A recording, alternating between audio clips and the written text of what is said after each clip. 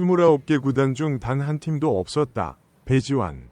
이번엔 FA라는 마지막 카드를 쥐었다. 나는 이 소식을 접하며 지난 며칠간 내가 써온 배지환의 이야기가 결국 예상했던 방향으로 흘러가는구나 싶었다. 나는 지난번 밀워키의 방출 대기 소식을 다루며 이번엔 어떤 팀이 그를 데려가고 그 팀이 얼마나 확실한 기회를 줄 수 있느냐가 관건이라고 썼다. 그런데 이번엔 그 어느 팀도 손을 들지 않았다. 29개 구단 전부가 그를 외면했다는 사실. 나는 이 숫자에 무게를 가볍게 넘기고 싶지 않다. 나는 지난 몇 주간 이 선수의 여정을 조치며 방출과 영입이 반복되는 롤러코스터를 함께 지켜봤는데 이번만큼은 그 반복의 사이클 안에서도 가장 냉정한 결과가 나왔다고 느낀다. 먼저 이번 절차부터 정리하자. 배지환은 지난 16일 밀워키에서 방출 대기, 즉 DFA 됐다. 나는 이 시점의 배경을 다시 떠올린다. 밀워키가 오클랜드에서 내야수 조너선 오넬라스를 영입하며 로스터 한 자리를 만들어야 했고 그 희생양이 배지환이었다. 이후 그는 웨이버에 올랐다. 웨이버라는 절차는 방출 이전 단계에서 다른 구단에게 우선적으로 영입 기회를 주는 제도다. 이건 사실상 메이저리그 30개 구단 전체를 대상으로 한 번 더 시장 테스트를 거치는 셈이다. 나는 이 지점에서 결과를 다시 짚고 싶다. 다른 29개 구단 중 단 한 팀도 그를 데려가겠다고 나서지 않았다.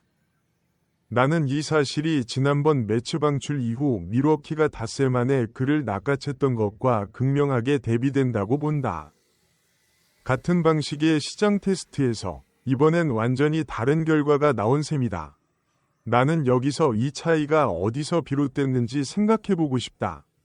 첫 번째 방출 당시 배지환은 AAA에서 91경기를 소화하며 타율 0.27, 36도루라는 검증된 성적표를 갖고 있었다.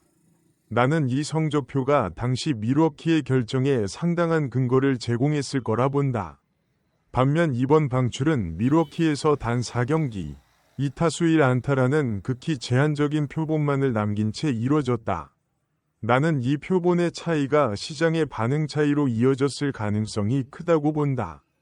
각 구단의 스카우팅 담당자들 입장에서는 최근 실전에서 충분한 기회를 받지 못한 선수보다는 그래도 안정적인 마이너리그 누적 성적을 갖춘 선수 쪽에 더 눈길이 가기 마련이다. 결국 배지환은 가장 최근의 이미지, 즉 대주자와 대수비로만 소비되다 곧바로 밀려난 선수라는 인상으로 시장에 다시 나온 셈이다. 나는 이게 결국 야구라는 세계에서 최근성이 얼마나 중요한 평가 기준으로 작용하는지를 다시 보여준다고 생각한다. 몇 달 전이 꾸준한 AAA 활약보다 최근 며칠간의 극도로 제한된 기회가 오히려 시장의 평가를 결정짓는데 더 큰 영향을 미친 셈이다. 결국 밀워키는 그를 40인 로스터에서 완전히 제외한 상태로 AAA 내슈빌로 이관했다. 나는 이 대목에서 아웃나이트라는 절차의 무게를 짚고 싶다. 이건 단순한 마이너리그행이 아니다. 40인 로스터에서 완전히 빠진다는 건 팀이 그를 더 이상 즉시 전력의 후보군으로조차 보지 않는다는 뜻이다. 40인 로스터 안에 남아있는 선수와 그 밖으로 밀려난 선수 사이에는 콜업 우선순위에서 상당한 격차가 존재한다. 나는 이게 지금까지 내가 다뤄온 배지환의 이야기 중에서도 가장 무거운 국면이라고 본다. 나는 여기서 미국 매체 로토월드의 전망에 주목하고 싶다. 이 매체는 팀의 비상시 전력 보강 차원에서 잔류하기보다는 FA를 선택할 것으로 보인다고 내다봤다. 나는 이 전망의 근거를 짚어보고 싶다. 배지환에게는 지금 FA를 선택할 수 있는 권리가 있다. MLB 규정상 과거 한 차례라도 40인 로스터에서 제외돼 마이너리그로 내려간 경험이 있는 선수는 같은 상황이 다시 발생할 경우 마이너행을 거부하고 FA를 선택할 수 있다. 나는 이 규정이 정확히 지금의 배지환을 위해 존재하는 조향처럼 느껴진다. 그는 이미 지난 1월 매치에서 이 절차를 한 차례 밟았다. 당시엔 메이저리그의 부름을 받지 못한 채 지난 5일 방출됐고 나흘 뒤 밀워키와 마이너 계약을 맺어 곧바로 빅리그에 합류했다.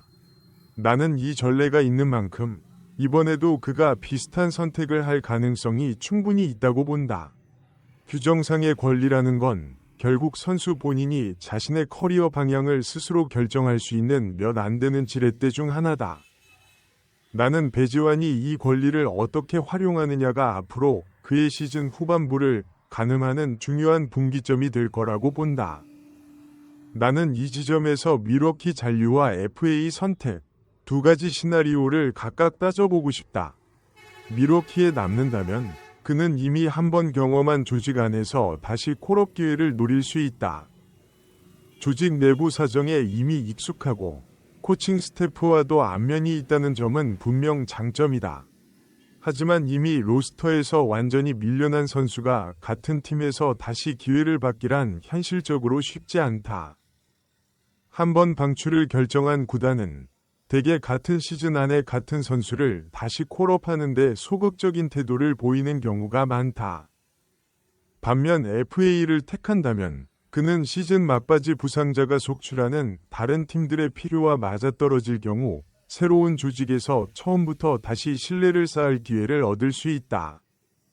나는 이 두 갈래 길 중 새로운 환경에서의 재도전이 오히려 그에게 더 나은 선택일 수 있다고 본다. 이미 두 개 구단에서 짧은 임시직으로 소비된 이력이 쌓인 만큼 완전히 새로운 곳에서 처음부터 이미지 자체를 다시 그릴 필요가 있어 보이기 때문이다. 특히 9월 로스터 확장이 다가오는 시점이라는 것도 변수다.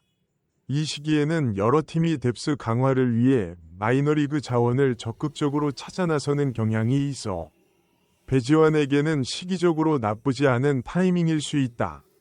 나는 이 사안을 이렇게 정리하고 싶다.